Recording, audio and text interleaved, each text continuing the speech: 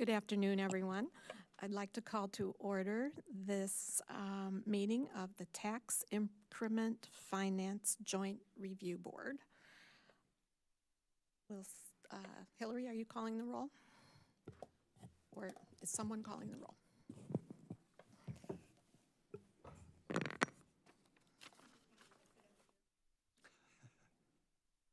And this would be an introduction of the members, actually. So.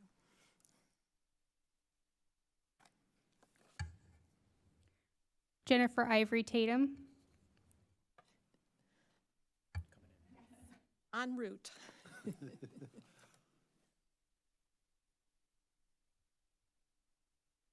And she's with the Urbana School District. Mm-hmm. Tim Bartlett with Urbana Park District. Here. Travis Woodcock from Champaign County. Ivana Awana, Champaign Cunningham Township. Here. Brock Martin, Champaign County Forest Preserve. Michelle Wright, CUMTD. Here. Chris Randalls, Parkland College. City of Urbana, Diane Marlin. Here. And our public member, Laura Orcutt. Here. We have quorum. Next item on the agenda is selection of the public member, and I believe that would be Laura Orcutt. Can I get a motion to do that? So moved. Second? Second. All those in favor, please say aye. Aye. All those opposed? Okay. Congratulations. And next, we need to select a chair. Could I have a motion for a chairperson? I'm happy to volunteer. I move to appoint Mayor Marlin as chair. I second. I second. Okay. All those in favor, please say aye. Aye. All those opposed, same sign. That motion is approved. We'll move on to review of the minutes, and that's from February 8th, 2024, and that's included in your packet.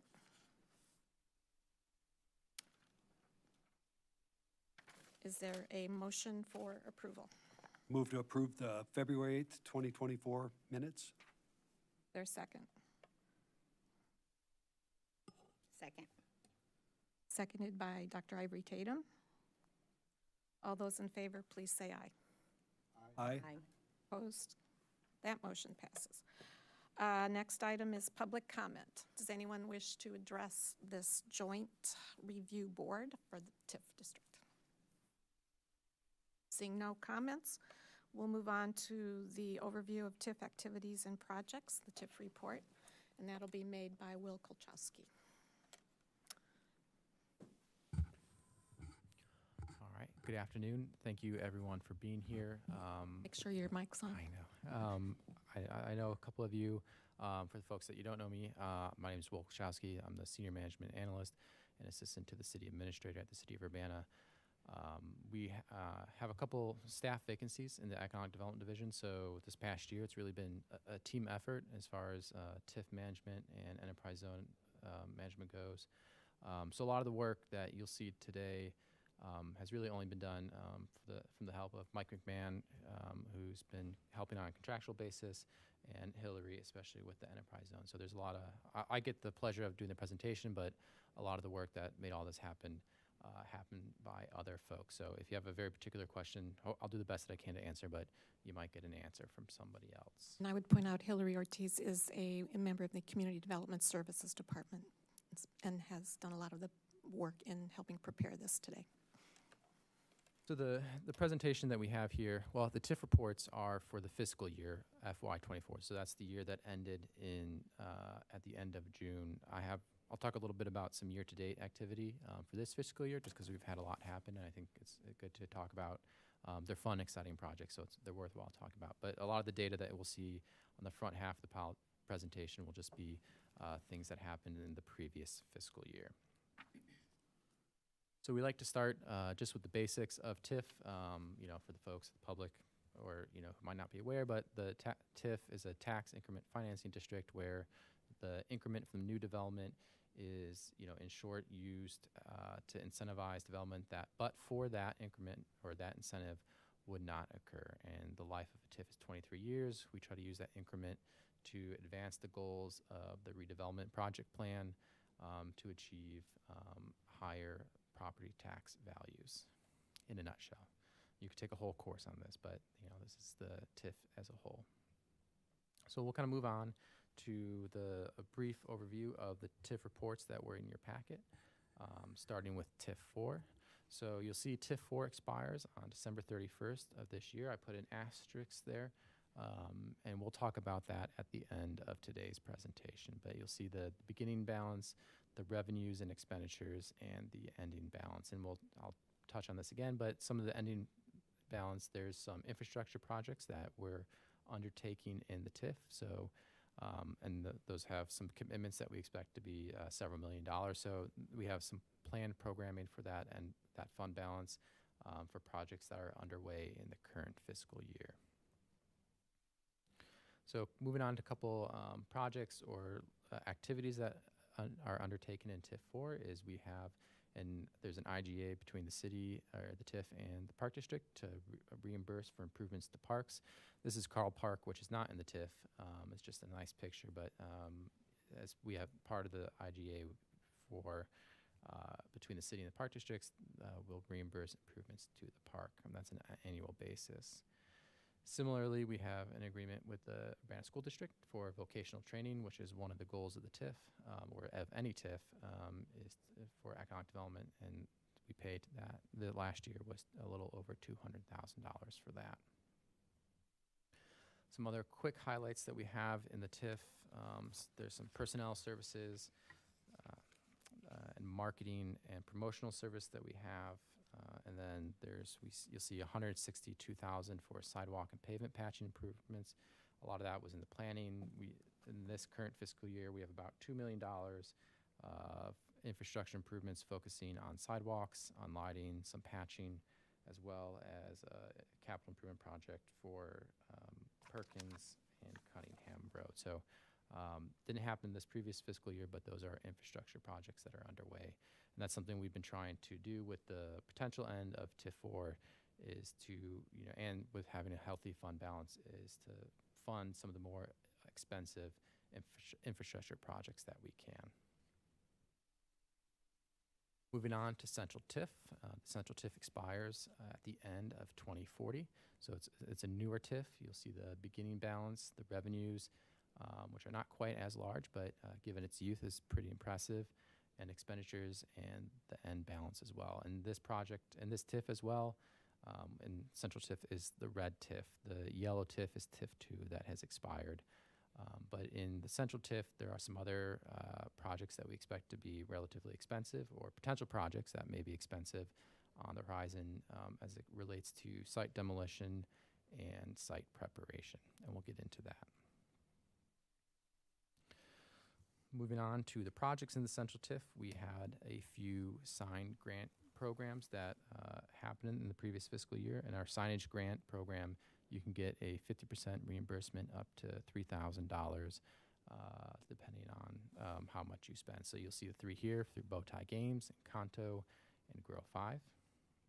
And then we had a couple other larger projects that payments were due in the TIF as well. So we had the Fish Alley, which is the redevelopment of that project that resulted in the new tenant, the Main Scoop.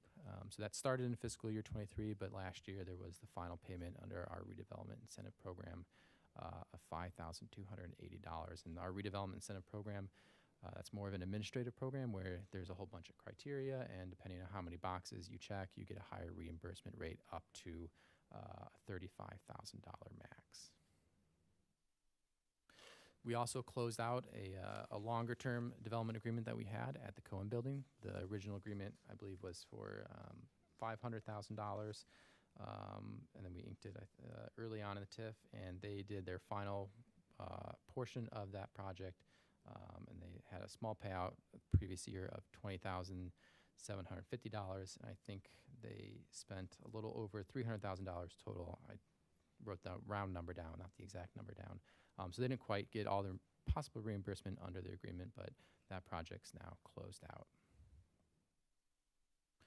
We also made our first payment to 200 South Vine Street for the development that occurred just north of here. That's 42 units of townhome developments, which was about $8 million at the time, which was pre-COVID. So in addition to donating land as part of this project, the incentive is a property tax rebate, and this property tax rebate's actually what they asked for was the enterprise zone rebate, but in a TIF. So a little bit about TIF and enterprise zone. They do overlap, and we have abatements as part of the enterprise zone. You cannot get an enterprise zone abatement in a TIF. So since they couldn't get the enterprise zone abatement, they asked for a TIF rebate. So that's 100, 80, 60, 40, 20% rebate over a 5-year period. So I think we'll talk about it in the enterprise zone, but I think that shows the value that our enterprise zone abatements have, that when somebody was in a TIF, they just asked for what the enterprise zone was. But that's our first payment. So in future years, the next 4 years, you'll see that decrease by 20% or so each year. Another project that we undertook or began undertaking in that last fiscal year was the demolition of the former adult education building at the corner of Race and Griggs. This cost here is site prep and some holding costs, and to get the property ready for demolition. I think if I heard correctly yesterday, I think we're out to bid this week for the demolition costs, but we do expect the demolition of that property to be fairly expensive. There is a fair amount of asbestos in it. I think in our budget we have a little over $1 million for it. So that's one of the expensive demolitions that we anticipate in the Central TIF going forward. A couple other activities just to highlight real quickly. There's some personnel, some advertising and marketing, which we've tried to bring one of our goals through our council goals and through our placemaking plans that we have. Our public realm study is to really get a lot of people downtown. So we really focused on trying to bring people downtown, which you'll see in a few seconds with the agreements that we recently signed. But we also have other smaller things like cabanas that we've been doing for a long time as well. So I'll stop right there. Are there any questions about last fiscal year's activities in the TIF before I move on to some current activities? All right. So we've had a lot of fun and exciting and just great projects happen this year, or begin to happen this year. So I want to take a moment and give everybody some information on those. So the first, this is an old agreement that we've had for several years, but this is a project that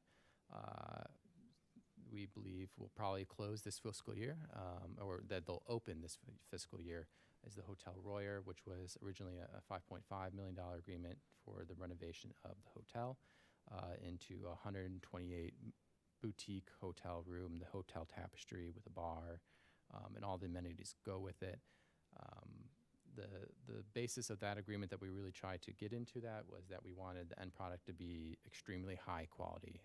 And while it's taken them some time and a few missed deadlines, I think the folks that have been through the almost finished product so far have been really impressed with the quality of the end product. So it took a lot longer than we expected, but the goal of the agreement and what we've seen so far is that the quality of what we want that property to be will be delivered, or we expect to be delivered. And this is a fun one to talk about. This is H Mart. This is a project that did not receive any city incentives. So that's a great TIF success story when you have developers looking to develop and they're not asking for a TIF agreement. So this was a vacant property with a vacant building. So I think when we talk in reference to needing some site preparation costs, if there's a good property without a development hurdle in the way, I think we can hopefully see development occur on those sites. So H Mart's a good success story of a great product, but also a great redevelopment that didn't need the TIF. So I think that's a good sign going forward. We also have a request for proposals for development on the lots south of Illinois Street. This is something that is currently open. This is our second attempt. One of the things that we learned in going out is, given the size of the property, it's a little bit too small for your more national chains. You really have to rely on local developers. And thinking about local developers, you kind of they have timelines and workflows and capacities, and you have to time it right with them. But we think there's some interest in this site, and we're pretty hopeful that we'll get some responses to this particular proposal. But based off the success of 200 Vine to the north here, we're really excited about what we might receive in response to this request. There are two, I don't know if folks saw in the news, but there's two redevelopment agreements that the city recently signed in the Central TIF. The first is an expansion of CU Adventures. And I won't go over everything, but their concept's called Parkadia, which is a redevelopment of the big box in that picture there into, I think the best way to describe it is an immersive mini golf experience. So mini golf combined with escape room.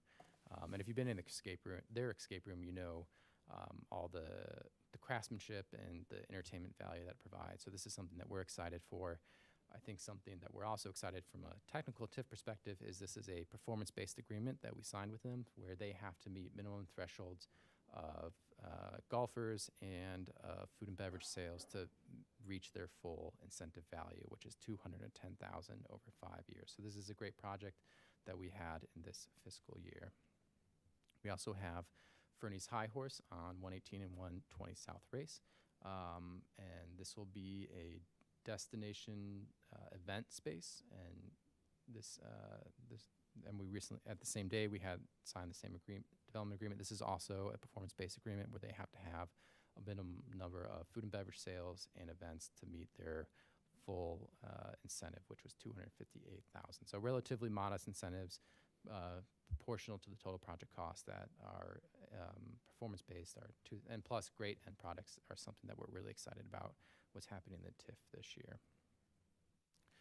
And then moving forward, there's a couple large-scale development sites that may happen in this next year or so.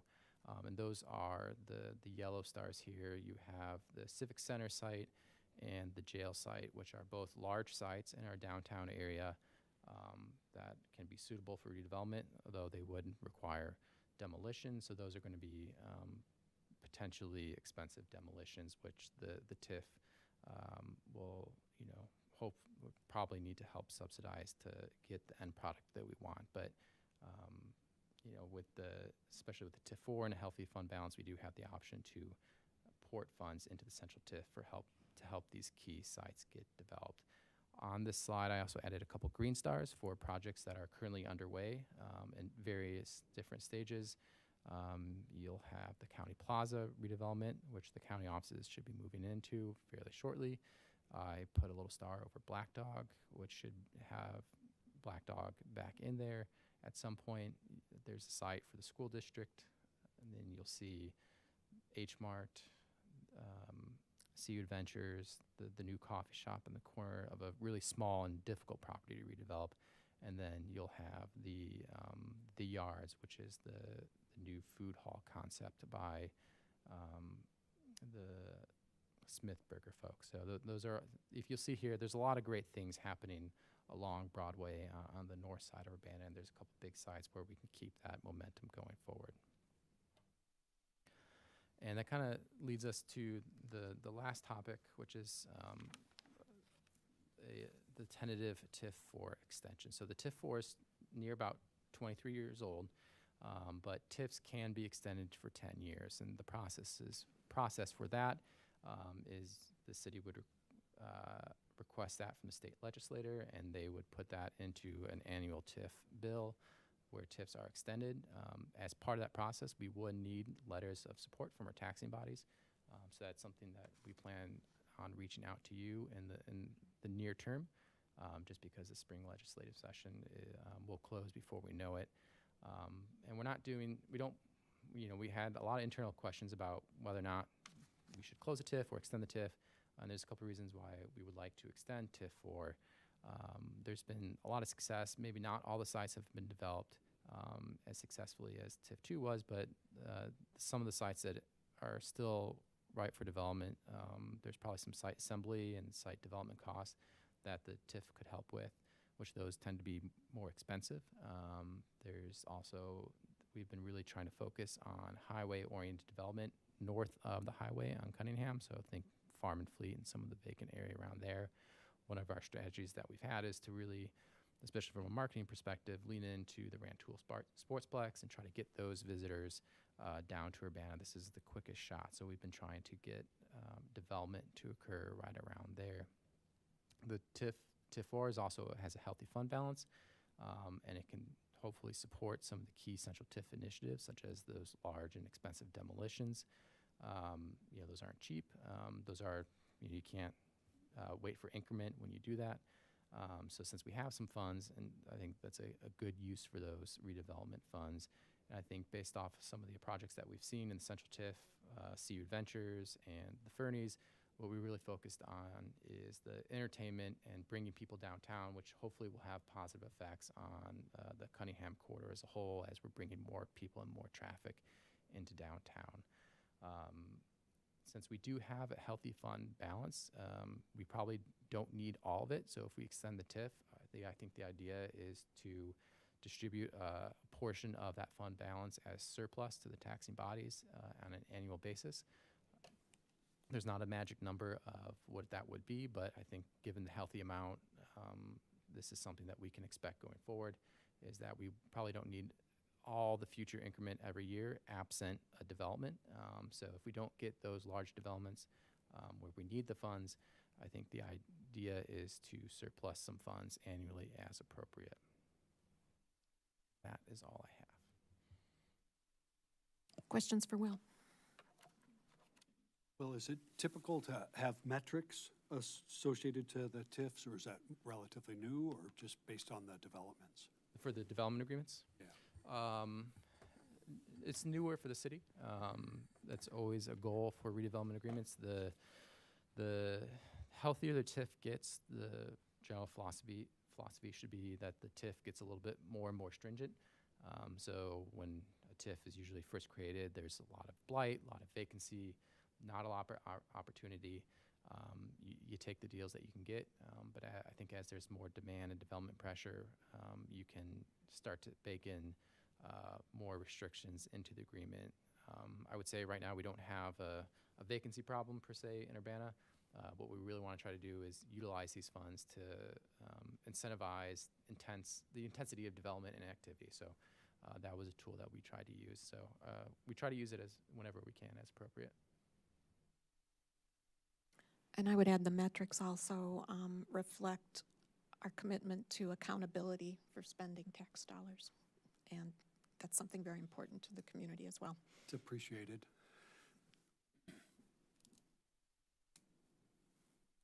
Any other questions? Okay, then I will declare this meeting adjourned, and we'll move on to the Enterprise Zone Advisory Board meeting. We have the same roll call, please, Hillary.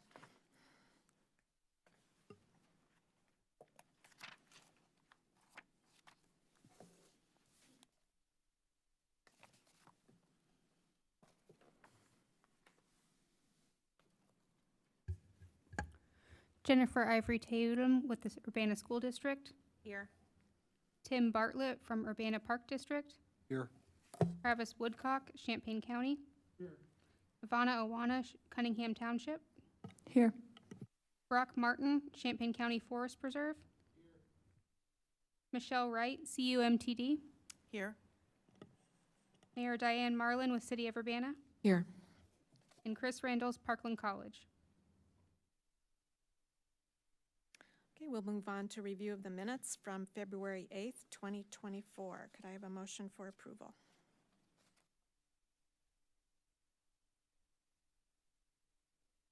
So moved. By Brock, second. Second.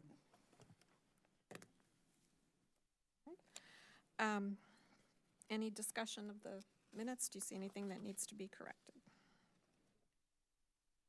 Yes, the spelling of my last name. It's O-W-O-N-A, not O-W-A-N-A.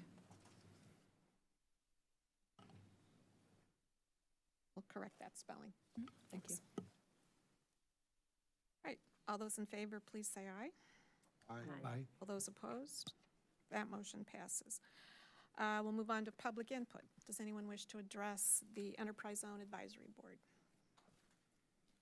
Seeing none, we move on to the overview of the Urbana Enterprise Zone activities. All right, good afternoon again. Today I'll be giving an overview of the Urbana Enterprise Zone. This is actually different from the TIF, where this is the calendar year 2024. So the TIF reports are fiscal year basis. The Enterprise Zone is on a calendar year basis.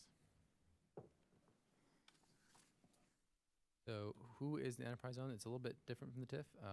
There's the city applies for the Enterprise Zone through the state, and it's a competitive application, and that's where we get one of our incentives through. But the other incentive, the property tax abatement, is a collaboration between the city and our local taxing partners, and that's an optional participation. That's something that we all agreed to when we created the zone, and that's the City of Urbana, the school district, County, Park District, MTD, the township, and Parkland College. And Parkland College is only for industrial. So the main incentive through all enterprise zones is sales tax exemption, which has a project minimum of $1,000, which is pretty small.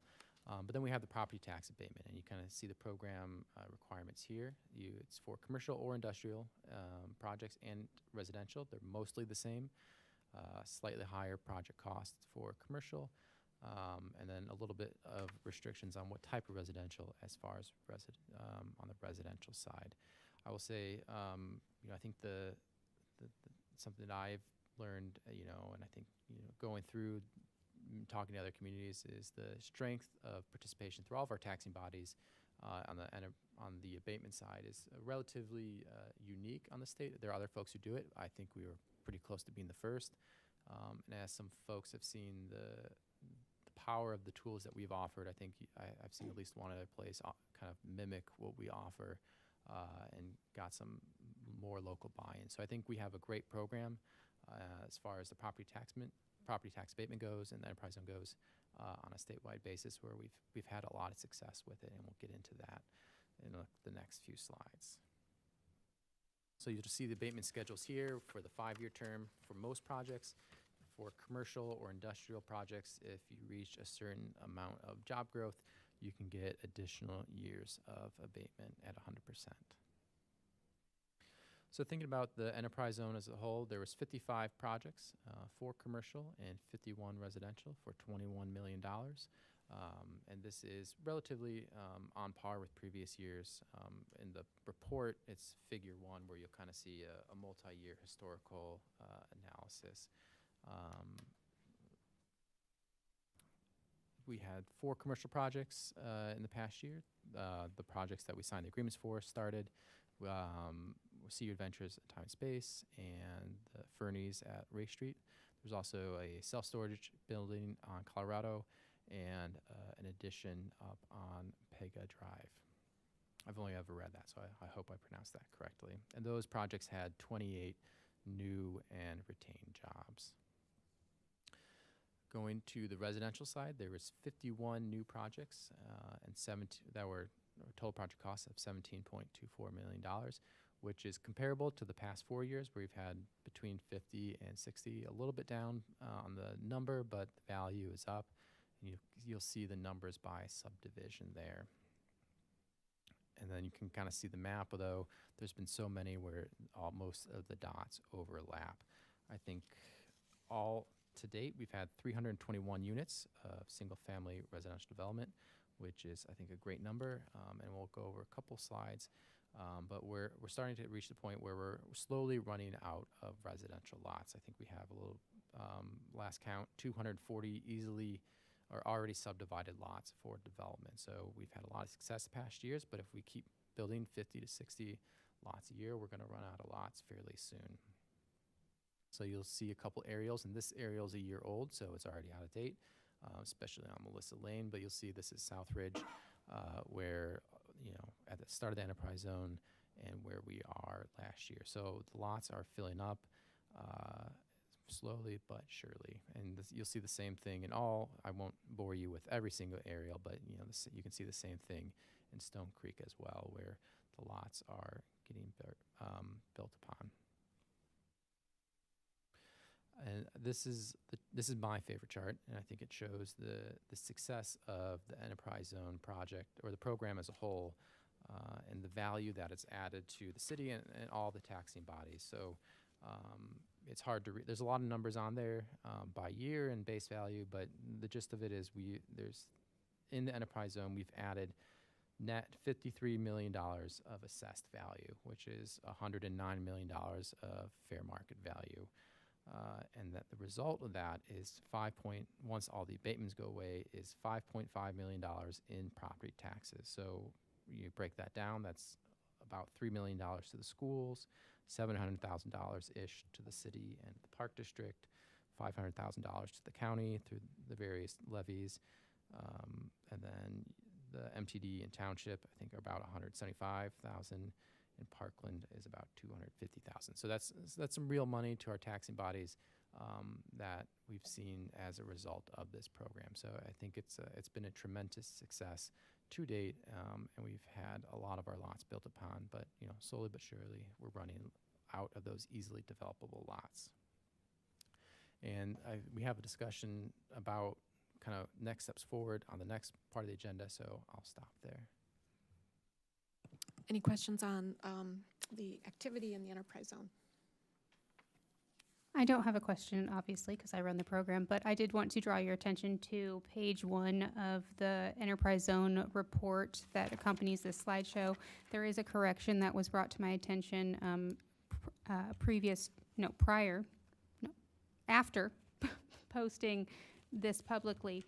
And I just want to set the official record straight that of the 4 commercial projects, the only one that is eligible to get a property tax abatement would be the self-storage units that are at 1601 Colorado. And this is because the other 3 commercial builds in this calendar year are residing within a TIF. Thank you. Any other comments or questions? I guess we go on to enterprise zone expiration, extension, and abatement schedules. All right, so the next item is a discussion item. Unlike the TIF is very time sensitive, but there's also some time sensitivity to our enterprise zone as far as when it expires and the incentives that we offer. So it doesn't expire until the end of 2030, which is about 5 years from now, but and we can extend it. We can apply for extension for 10 additional years, starting at the end of this year. So this is something that it doesn't have to be decided upon right now, but it is something that the taxing body should start to think about and contemplate in an upcoming year. But as we talked about, our abatement schedules are for 5 years, with commercials being 7 years. So if you're building today, by the time you build and assess, get it complete and assess and pay the tax bill, you're not going to be able to realize all 5 years of your abatement. So right now, the first year is the most powerful year. So if you don't get the 20%, all things considered, that's not the end of the world. But given where we are, as we get closer to the deadline, people will not be eligible for their full abatement. That's not necessarily a enterprise zone issue. That is something that we deliberately did. I don't know how intentional it was, but in our enterprise zone ordinances, everybody wrote that the abatements end at the end of the TIF, or end at the conclusion. Sorry, I'll just read it. The real estate tax abatement shall terminate upon expiration of the enterprise zone designation. So the enterprise zone doesn't make it that restrictive. That's something that we elected to do. So something to consider over the next year is whether or not we should, 1, amend that language, and 2, if we should apply the willingness to continue that if we extend or apply for an extension of the enterprise zone. We can do the extension of the enterprise zone, but that just pushes that same can 5 years down the road, where we run into the same issue of people not being able to realize their full abatement. So those are 2 things that we would like to do in tandem, which is modify those clauses so that if projects are I think we can there's a scale, so approved or issued permit or whatnot, they can still get their abatements even after the conclusion of the zone if that's what the taxing bodies wish to do as far as that goes. But that's something that we think, based off the success that we've had, I think it's a valuable tool. It's a tool that people have been using. And as we run out of lots, it's a tool that's going to be even more important as people need to start to maybe build a couple small collector roads or or subdivide larger plots of land. Those are, there's some development costs that a developer would incur with that, which would make the incentives all that more appealing to them. So that's something that should be a continuing discussion over the next year, but it's something that we think, based off the success, would be really worthwhile. Questions? Yeah, I have a question. And I know the southeast part of Urbana, the Philo Road Business District is not part of a TIF, but is there conversation, or is there something happening in terms of enticing maybe some commercial builds to make up for the businesses that have closed on Philo Road? There are several empty businesses now sitting there. The Philo Road is, you're right, in the enterprise zone, not in the TIF. So Right. for in vacant parcels, so think Meyer, the enterprise zone is still a powerful incentive that we've been trying to recruit people, and haven't had anybody pull a permit yet, but we're getting some traction there in that area. On the properties that already have a built structure, the property tax is not the abatement is not the most effective tool. It already has an assessed value. A renovation typically doesn't result in a much higher EAV, if at all. So the enterprise zone tool is not the most powerful for inducing development there. To the best of my knowledge, there hasn't been a serious discussion about whether or not TIF would be appropriate in the Philo Road area, but that's something that if the taxing bodies want to increase the level incentives, you could, in the commercial area, layer a TIF on top of that. But as Hillary mentioned, if you layer a TIF and enterprise zone, you would want to be strategic, because you can't get the enterprise zone abatement if you're in a TIF. So if we don't have anyone interested in those properties, or those empty buildings that are sitting on Philo Road right now, then is there a plan to, I don't know, I'm hearing from lots of people, and I'm sure you guys are too, about what is the plan to attract more businesses to the Philo Road Business District there? In short, the tools that we have are district-based. So absent a TIF, we would rely on the enterprise zone. If the community wished to increase the number of tools that we can offer, a TIF district would be one option, which we can do. You can do preemptively. You can wait till a development is a little bit more tangible. There's different approaches for that. There's some smaller incentive districts that you can do, or some different ones. There's something called a business improvement district that we don't have one in Urbana. That's a sales tax based. It's similar to a TIF in concept, but it uses sales tax. So you really need to have that sales tax increment to drive the success of that district. There's also special service areas, which are typically smaller and less development oriented, and more of some service oriented in a special district. So there's multiple different options that you could choose. Okay, thank you. Any other questions or comments? So do you need, are you requesting action today? No action. We can't apply until the end of this year, but I think this is something that we plan on reaching out and having discussions. The property tax abatement component of the enterprise zone is voluntary, so I think that each district, if it's something to think about going forward, and whether or not the respective boards want to continue it in the same manner going forward, because it'll something even though it doesn't end in 5 years, we'll probably start to see potentially see a drop in development as those incentives go away. So it's something we want to get ahead of. Okay.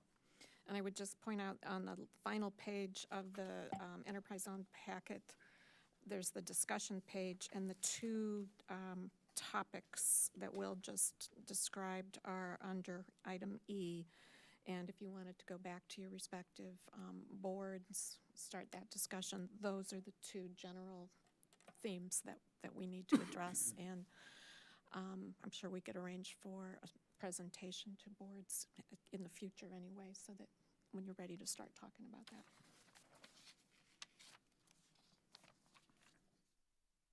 One more question. I know when you were talking about the aerial view of the lots was really cool. I wish we had that for all of them. Yeah, that was really neat to see the difference. So by 2030, when we're talking about whether or not we're going to extend, did you say that you anticipate by then we will probably be out of residential lots? I won't make that bold of a Yes, project, that's but pretty if bold. we can, if we continued at the current pace, then yes, all the already subdivided lots with adjacent infrastructure investment could potentially be all or, effectively all developed.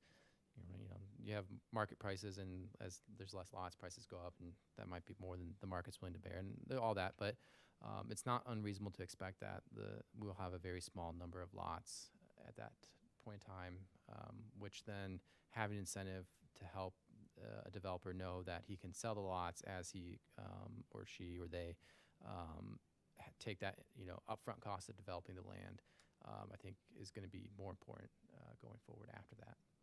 Yeah, I was just thinking of in terms of what the incentive would be for people if we want to do the extension, if we're seeing that we don't have the lots available to, because I live in the Southeast Urbana area, and the construction and all of the properties and houses that we're seeing going up like in a couple of months has been fantastic. But when all those lots are gone, then what's the incentive to extend it for an additional 5 years? I think a lot of our marketing outreach efforts to date have, because we've had so many lots, has been buyer oriented, right? Like Think Urbana is our marketing program where we focus on the buyer. We probably have to change it up where it'd be developer oriented. So having this incentive would hopefully give a developer the confidence they needed that they could sell those lots for them to purchase the lot, subdivide it, put down the infrastructure. So I think we would be orienting our outreach efforts to developers to say, hey, this is the success that we've had in this program. If you divide the land and build these lots, people are interested. So we probably have to change our marketing approach, but hopefully that answers your question. Yeah, it does, thank you. I just want to be able to answer that question if somebody asks me that, so.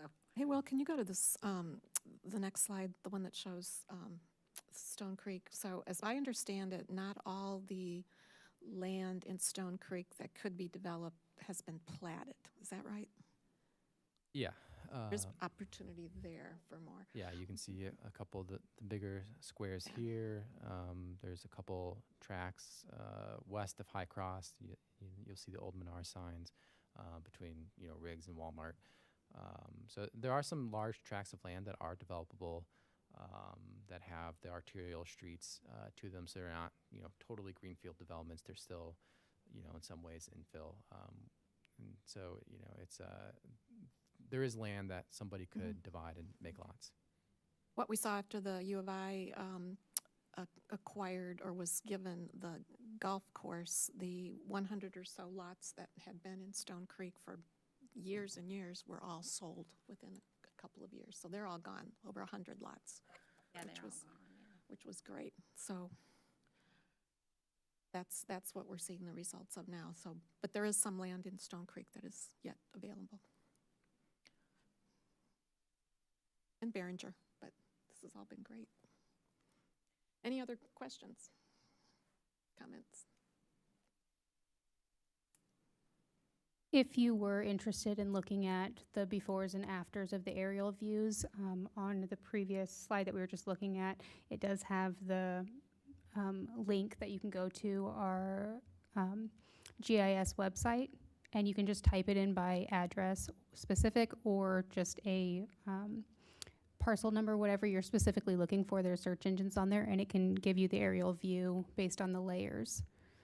Just select the layer overlay option of 2014, which is when it began.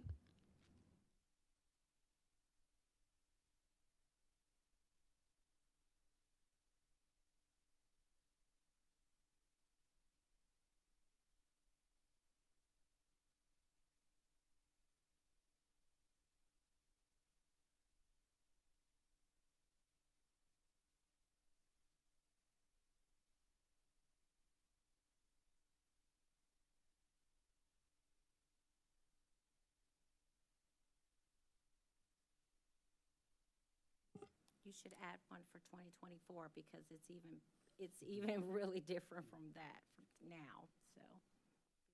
That is very, very interesting. Yeah, yeah.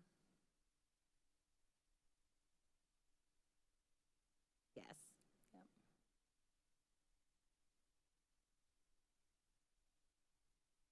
Anything else we can do? That's it? Okay. I know.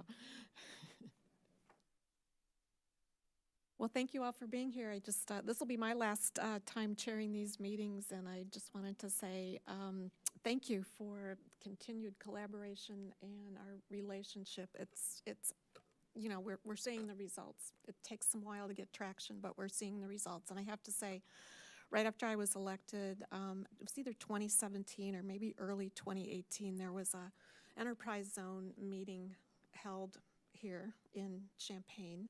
Maybe you were at that. I don't know. But anyway, I was there with Brandon Boyes and Libby Horowitz for sure. And they gave a presentation on our enterprise zone. And so that would have been when it was just getting started and they presented on Think Urbana. But what impressed the people at the meetings we were at were the number of taxing bodies and the fact that everybody agreed to do this. And it was highly unusual back then. And I think there were half a dozen different communities came up afterwards and said, how did you do this? And of course, I didn't have much to do with it, but it had been set up right before I took office. But basically, it was this community commitment to working together for the good of the community, and we're seeing the results now. I wish I could go back to one of those meetings and just show them, but someone else will have to do that. But anyway, this is what we're seeing now, so appreciate it very, very much. Thank you, Will. Thank you, Hillary. Great Tremendous work. amount of Thank you. work to pull all this together, and we really appreciate it.